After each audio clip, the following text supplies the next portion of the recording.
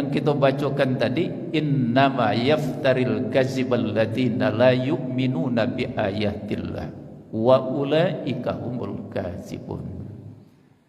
Innama yaftaril kazibah, sesungguhnya orang-orang nan senantiasa nan ndak ada rasa takutnya badutun.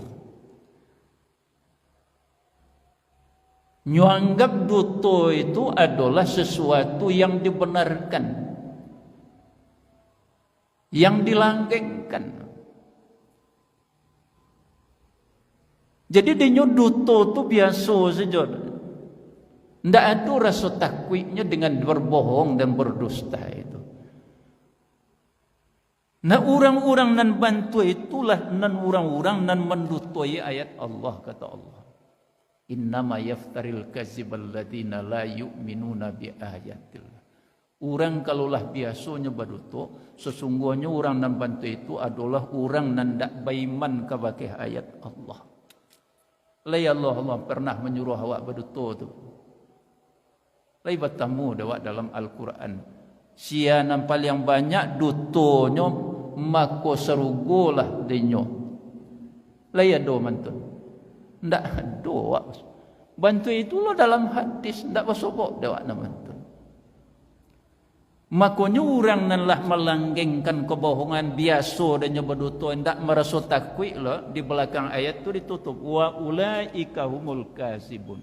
Allah langsung yang mencap itulah manusia-manusia yang pembohong kelas kakap tu kecil Allah.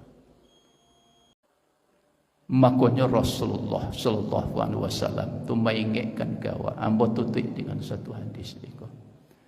Jadi ndak boleh berduto. Tu duto itu dosonya gadang. Gadang. Ya balu ndak ke gadang. Jadi duto itu dosonya berantai. Kini orang bertanya awak berjanji kepada beralik berdua. Ndak jadi awak pai untuk menutui nan tadi itu supaya nak jan malu bana ba mak etek ndak jadi lambo tunggu kau ndak tibo etek. Untuk pelapihan jawabnya kecil awak paja ndak dulu mencali induk no pai lo nyo tapasu ada nan disuruh no mencalian. Awak malapihan tanyo ko. Tujuan awak kan bantu itu. Nak jan perang lo kawan ko.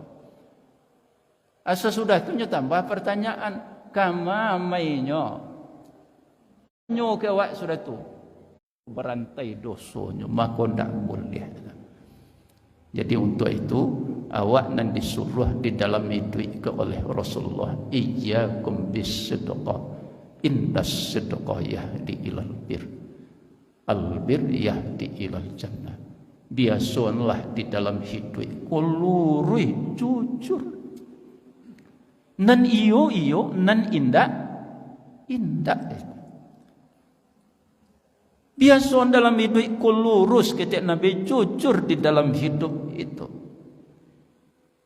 Karena kejujuran yang kamu lakukan itu, kebaikan itu akan membawamu kepada kebaikan. Kebaikan itulah yang akan mempercepat masuk ke dalam surganya Allah.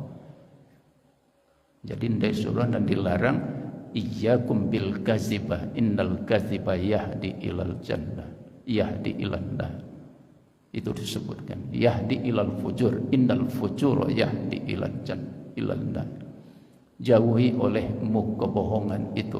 Kebohongan itu membawa awak kepada dosa. Dosa itu lolah nan bapa capek masuk nyawa ke dalam nerakanya Allah. Jadi itu tadi nan dapat menutupnya bunam pertama tidak beriman kepada ayat Allah, gampang melanggar aturan dan adu, ndak taat kepada Allah, ndak patuh kepada apa yang disampaikan oleh Rasulullah. Dan kedua, kebohongan yang dilegalisasi namanya, dianggap biasa.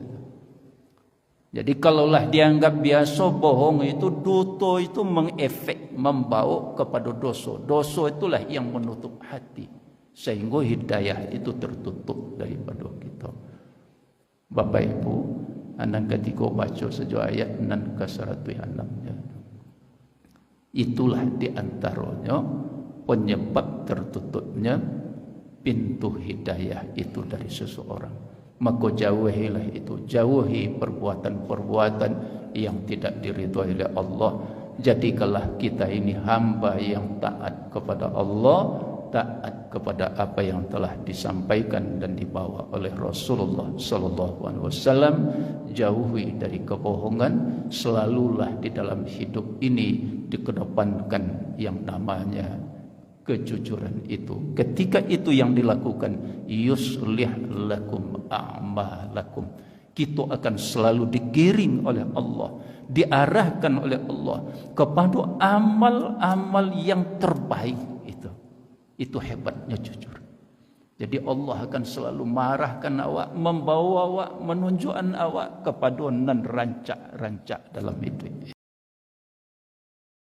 Selalulah awak berpegang teguh dengan kejujuran.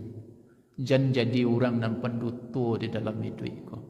Tadi jadi adalah jago. Jadilah kita orang yang jujur di dalam hidup, benar di dalam hidup, berbuat benar, berkata benar, berperilaku benar. Jadi kejujuran itu. Jadi kejujuran itu adalah merupakan satu tanda daripada orang yang soleh. Lain mungkin orang tu bisa dikatakan soleh kalau nyo pendutunya. Nabi itu berapa umurnya ibu? Nabi itu umurnya 63 tahun. Coba wak sirah Nabi itu.